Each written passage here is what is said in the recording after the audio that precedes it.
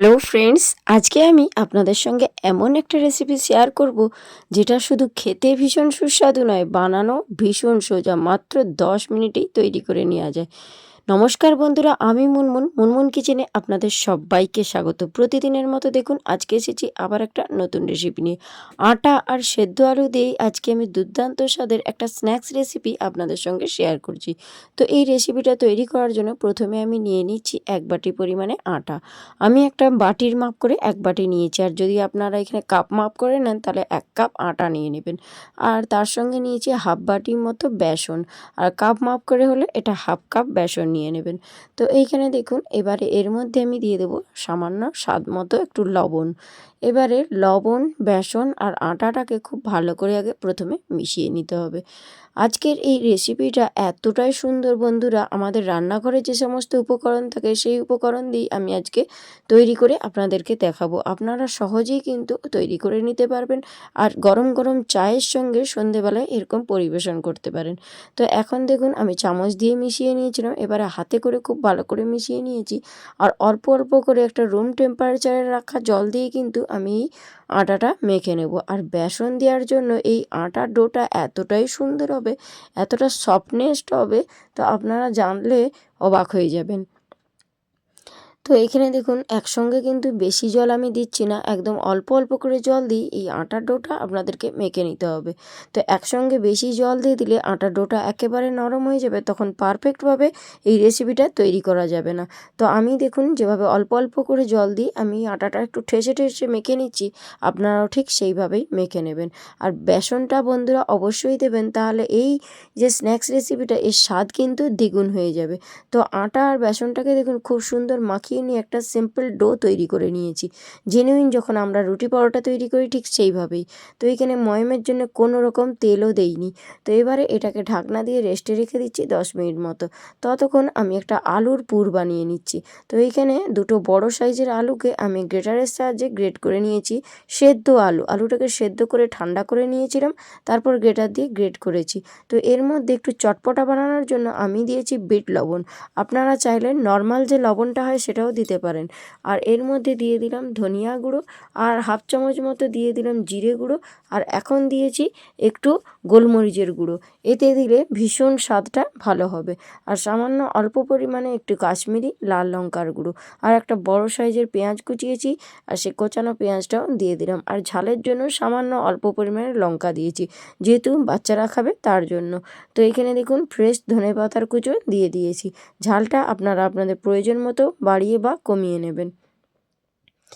আর এটা ভীষণ সুস্বাদু হয় যদি এটা বিট লবণ দিয়ে মাখানো যায়। তো আপনাদের বাড়িতে যদি বিট লবণ না থেকে থাকে তাহলে আপনারা নর্মাল যে লবণটা হয় সেই লবণ দিয়েও মাখিয়ে নিতে পারেন।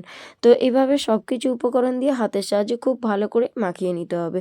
দেখুন বন্ধুরা, এখানে কিন্তু কোনো রকম এক্সট্রাভাবে আমি কিছুই দেইনি, যেটা নর্মাল সবার রান্না করে থাকে সেই সব জিনিস দিয়ে কিন্তু আমি তৈরি করে নিচ্ছি। তো পুরটা এখন সুন্দরভাবে মাখা হয়ে গিয়েছে। এটাকে এখন একটা সাইডে সরিয়ে রেখে দিয়ে আমি যে আটার ডোটা মেখে রেখেছিলাম, দেখুন কতটা সুন্দর হয়েছে এই ডোটা। কারণ যেহেতু বেসন দেওয়া আছে এতটা সুন্দর হয়েছে, এত নরম হয়েছে বন্ধুরা, যে হাতে কিন্তু একটু জড়িয়ে যাচ্ছে না, আর একদম তুলোর মতো নরম হয়েছে। আপনারা এই ডোটা দেখে বুঝতে পারছেন কিনা জানি না, তো আপনারা যখন বানাবেন সেটা তখন আপনারা নিজেরাই বুঝতে পারবেন এতটা সুন্দর নরম হয়েছে। তো দেখুন এখান থেকে আমি বড় বড় সাইজের 4টা লেচি কেটে নেব। আর এই লেচিগুলো একটু বড় বড় করেই কাটতে হবে, কারণ তবে এই রেসিপিটা বানাতে সুবিধা হবে। আমি একটু বড় বড় সাইজের 4টা লেচি কেটে নিয়েছি, আর 1 বাটি আটা আর হাফ বাটি বেসন দিয়ে এখানে দেখুন 4টে মতো লেচি হয়েছে। তো এবারে এই লেচিগুলোকে হাতের সাহায্যে একটু সুন্দর করে পাকিয়ে নিতে হবে। তো ঠিক এইভাবে আরেকটা হাতের তালুর মধ্যে দিয়ে এইভাবে ঘুরিয়ে নিলেই সুন্দরভাবে তৈরি হয়ে যাবে। এটা আপনারা সবাই জানেন, এটা বানানো এমন কিছু কঠিন ব্যাপার নয়। তো এইভাবে দেখুন আমি 4টেই কিন্তু বানিয়ে নেব। আমি দুটো আপনাদেরকে বানিয়ে দেখিয়ে দিলাম, বাকি যে দুটো রয়েছে ওটা আমি অফ ক্যামেরাতে করে নিচ্ছি। তো এখন দেখুন 4টেই মতো আমি পাকিয়ে নিয়েছি সুন্দরভাবে। এবারে একটা বেলুন চাকি নিয়েছি, আর বেলুন চাকির মধ্যে কোনো রকম তেল, আটা, ময়দা কিছুই নেইনি। একটা লেচি নিয়েছি, লেচি নিয়ে এইভাবে রুটি বেলে নিচ্ছি। তো আপনারা চাইলে এর মধ্যে একটু ময়দার গুঁড়ো বা আটার গুঁড়ো বা রিফাইন অয়েল দিয়ে বেলতে পারেন। তো আমার এখানে কোনো কিছুরই প্রয়োজন হয়নি। আশা করছি আপনাদেরও কোনো কিছুরই প্রয়োজন হবে না। তো এইভাবে আমি একটা গোল রুটি বেলে নেব। তো রুটিটা খুব একটা পাতলা হবে না বন্ধুরা, ঠিক কীরকম হবে সেটাও আমি দেখিয়ে দেব। তো খুব বেশি কিন্তু পাতলা একদমই করব না, একটু মোটা রেখে এই রুটিটা বেলে নিতে হবে। তো এবারে আমার রুটিটা সুন্দর বেলা হয়েছে। তো দেখুন বন্ধুরা, রুটিটা ঠিক কীরকম পর্যায়ে বেলেছি সেটা দেখিয়ে দিলাম। ঠিক এই রকম একটু মোটা রেখেই বেলে নিতে হবে। এবারে আমি এর উপর একটু অয়েল ব্রাশ করে নিচ্ছি।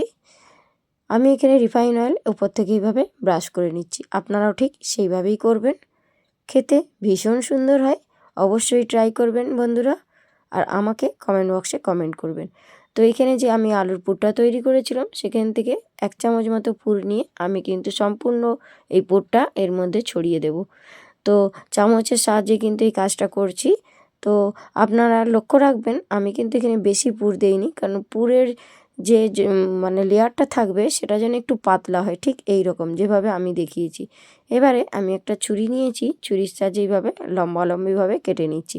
আপনাদের কাছে যদি পিজা কাটার থাকে সেটা দিয়েও কেটে নিতে পারেন। তো ছুরি দিয়েও কোনো সমস্যা নেই। দেখুন এইভাবে লম্বা লম্বা করে কাট লাগিয়ে দিচ্ছি। তো একটা রুটিকে আমি 4টে ভাগে ভাগ করেছি দেখুন। এবারে একটা সাইড থেকে আমি যে কাট লাগিয়েছিলাম সেটাকে এইভাবে ঠিক রোল করে নিতে হবে। দেখুন বন্ধুরা, বানানো খুব সোজা। একটা আমি রোল করে নিয়েছি। তো এটাকে এখন একটা সাইডে রাখছি। একই রকমভাবে আমি সবগুলো এরকম রোল করে নিচ্ছি। দেখুন আবারও একটা তৈরি করা হয়ে গেল। সুন্দরভাবে রোলটা তৈরি হয়ে গিয়েছে। সবগুলোই সেম একই রকমভাবে তৈরি করে নেব। আপনাদের বোঝার সুবিধার্থে আমি কিন্তু সবগুলোই বানিয়ে দেখিয়ে দিলাম ঠিক কীভাবে রোলটা করতে হবে। তো এইভাবে দেখুন পারফেক্টভাবে রোলগুলো তৈরি হয়েছে। এবারে এই রোলগুলোকে মিডিলে রেখে হাত দিয়ে শুধু এভাবে একটু চাপ দিয়ে দিলেই দেখুন সুন্দর স্ন্যাক্সটার একটা সাইজ হয়ে গেল। দেখতে দেখুন কত সুন্দর লাগছে। একটু এইভাবে হালকা হাতে চেপে দেবেন, হালকা হাতে চাপলেই দেখবেন সুন্দরভাবে এটা তৈরি হয়ে যাবে। দেখুন বন্ধুরা, দেখতে কতটা সুন্দর হয়েছে। একই রকমভাবে আমি আবারও একটা সেমভাবে বানিয়ে নিচ্ছি। এরকম হালকা হাতে ওপর থেকে চাপ দেবেন, দেখবেন সুন্দরভাবে স্ন্যাক্সগুলো তৈরি হয়ে যাবে। একটু মোটা মোটা রেখে এগুলো করবেন, তবে খেতে ভীষণ ভালো লাগবে। তো দেখুন একই রকমভাবে আবার একটা তৈরি করে নিয়েছি। কোনো রকম ঝামেলা নেই। দেখুন বেলুন চাকির গায়ে একটুও জড়িয়ে যাচ্ছে না। আর সাইডেরগুলো যেহেতু একটু ছোট, তাই জন্য এগুলো ছোট ছোট হয়েছে, দেখতেও ভীষণ ভালো লাগে। তো দেখুন এইভাবে কিন্তু একটা রুটি থেকে 4টে মতো স্ন্যাক্স তৈরি হয়ে গিয়েছে। এই 4টেকে আমি একটা প্লেটে তুলেছি। একই রকমভাবে আবার একটা রুটি বেলে এর মধ্যে পুরটা এইভাবে ছড়িয়ে দিয়েছি। আর এইভাবে 4টে ভাগে রুটিটাকে ভাগ করে নিচ্ছি। আপনাদের বোঝার সুবিধার্থে আমি কিন্তু 2টো রুটি একই রকমভাবে বানিয়ে দেখিয়ে দিলাম। আর বাকি যেটা রয়েছে সেটা আমি অফ ক্যামেরাতে বানিয়ে নেব। সেমভাবে আমি এইভাবেই কিন্তু রোলটা তৈরি করে নিচ্ছি। বানানো যেমন সোজা তেমনই কিন্তু খেতে দারুণ সুস্বাদু। একবার হলেও আপনারা এটা তৈরি করবেন।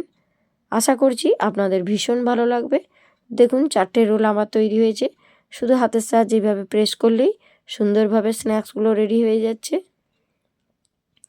একদম মুচমুচে হয় বন্ধুরা। তো এইভাবে দেখুন সবগুলোই বানিয়ে নিচ্ছি।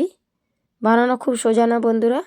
রেসিপি যদি ভালো লাগে অবশ্যই আমার ভিডিওটি লাইক করে সাবস্ক্রাইব করে আমার পাশে থাকবেন। আর সুন্দর একটা মিষ্টি করে কমেন্ট করবেন। আপনাদের কমেন্ট আমাকে ভিডিও বানাতে উৎসাহ দেয়। আর রেসিপি ভালো লাগলে আপনাদের আত্মীয় স্বজন পরিজন বন্ধুবান্ধবদের মধ্যে প্রচুর প্রচুর শেয়ার করে দেবেন। এখানে দেখুন 2টো রুটি দিয়ে আমি 4টে মতো স্ন্যাক্স বানিয়েছি। বাকিগুলো অফ ক্যামেরাতে আমি পরে বানিয়ে নেব। তো এখন গ্যাসের উপর একটা ফ্রাই প্যান বসিয়ে সামান্য অল্প তেল দিয়েছি, কারণ এগুলো ভাজতে বেশি তেলেরও প্রয়োজন হয় না। অল্প তেল দিয়ে কিন্তু এগুলো সুন্দর মুচমুচে করে ভাজা হয়ে যাবে। আর এর মধ্যে বেসন থাকার জন্য এর মধ্যে ভীষণ একটা ক্রিসপি ভাব আসবে। এগুলো খেতে ভীষণ ক্রাঞ্চিও হয়। তো দেখুন এবারে তো আমার সবগুলো হবে না, আমি প্রথমে কিন্তু 5টে মতো দিয়ে দিচ্ছি, যেহেতু ফ্রাই প্যানটা একটু ছোট তার জন্য। তো প্রথমে 5টে দিয়েছি আর উল্টে পাল্টে এগুলোকে একটু লালচে করে ভেজে নিতে হবে। আর গ্যাসের ফ্লেমটা অবশ্যই একটু লো ফ্লেমে রাখবেন, কারণ হাই ফ্লেমে থাকলে উপর থেকে কালার এসে যাবে কিন্তু ভেতরটা কাঁচা থেকে যাবে। তার জন্য চেষ্টা করবেন একদম লো ফ্লেমে রেখে এরকম একটু লালচে করে ভেজে নিতে, তাহলে ভেতর থেকেও ভীষণ সুন্দরভাবে ভাজা হয়ে যাবে। আমার চ্যানেলে একদম ইউনিক স্টাইলের কিন্তু স্ন্যাক্সের রেসিপি রয়েছে, আপনারা চাইলে অবশ্যই চ্যানেলটা ঘুরে আসতে পারেন। আর বিভিন্ন রকম জলখাবারের রেসিপিও রয়েছে। রেসিপি যদি ভালো লাগে অবশ্যই আমাকে জানাবেন। তো একই রকমভাবে দেখুন সবগুলো উল্টে পাল্টে একটু লালচে করে ভেজে নিতে হবে, তবেই খেতে ভীষণ ভালো হয়। আপনারা চাইলে বাচ্চাদের স্কুলের টিফিন বক্সেও এইভাবে বানিয়ে দিতে পারেন। সকালের ব্রেকফাস্টে বা জলখাবারেও আপনারা বানাতে পারেন, খেতে ভীষণ ভালো লাগবে। আর সন্ধেবেলায় চায়ের সঙ্গেও কিন্তু এরকম বানিয়ে দিতে পারেন। রোজ রোজ চপ সিঙ্গাড়া না খেয়ে এভাবে বাড়িতে বানিয়ে দেখুন, যেটা স্বাস্থ্যের জন্য ভীষণ উপকারী আর খেতেও ভীষণ ভালো লাগে। তো একই রকমভাবে দেখুন এখানে কিন্তু এইগুলো ভাজা হয়ে গিয়েছে। আর দ্বিতীয়বারে আমি বাকি যেগুলো রয়েছে সেগুলো কিন্তু সেমভাবে ভেজে নেব। সবগুলোই কিন্তু এবারে আমি দিয়ে দিচ্ছি, যেহেতু এগুলো একটু ছোট ছোট আছে তার জন্য একসঙ্গে অনেকগুলো ধরে যাচ্ছে। আমি সবগুলো দিয়েও দিচ্ছি আর সবগুলো একসঙ্গে ভালো করে ভেজেও নেব। তবে গ্যাসের ফ্লেমটা লো ফ্লেমে রেখে উল্টে পাল্টে ভাজবেন। তো দেখুন বন্ধুরা কালারটা কিন্তু আস্তে আস্তে চেঞ্জ হয়ে যাচ্ছে। ভীষণ সুন্দর একটা কালার আসলে আপনারা নিজেরাই বুঝতে পারবেন, তখন কিন্তু এগুলো তুলে নেবেন। আর বেসন দিয়ে ভাজার জন্য এর মধ্যে যেহেতু বেসন আছে ভীষণ মুচমুচে হয়, ভীষণ ক্রাঞ্চি হয় খেতে। তো দেখুন সুন্দর একটা কালার এসে গেছে। এর থেকে আর বেশি ভাজবো না, এগুলোকে কিন্তু এইভাবে একটু চেপে চেপে ধরলেই যে তেলটা আছে সে তেলটা কিন্তু ঝরে যাবে। আর এভাবে একটা চিমটের সাহায্যে এইভাবে চিপে চিপে আমি তেলটা কিন্তু ঝারিয়ে নিচ্ছি, তাহলে এক্সট্রা যে তেলটা রয়েছে ওটা কিন্তু ঝরে যাবে সম্পূর্ণই। আর সবগুলোই কিন্তু একই রকমভাবে তুলে নিচ্ছি। তো দেখুন এখন এখানে সবগুলো আমার তোলা হয়ে গিয়েছে, দেখতে কতটা সুন্দর হয়েছে। তো আমি একটা পাত্রের মধ্যে সার্ভ করেছি আর সঙ্গে একটু টমেটোর সস নিয়েছি, তো খেতে ভীষণ ভালো হয়।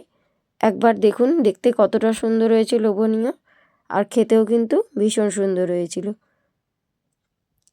তো এবারে দেখুন আমি একটু কিন্তু কেটে আপনাদেরকে দেখিয়ে দিচ্ছি। তার আগে একটু দেখুন বন্ধুরা দেখতে কতটা লোভনীয় লাগছে না। তো একটা কেটে আমি দেখিয়ে দিলাম। তো আজকের আমার এই স্ন্যাক্সের রেসিপিটা কার কার ভালো লাগলো অবশ্যই জানাবেন। তো আজকের মতো ভিডিওটা শেষ করি, আসি, টাটা, বাই বাই।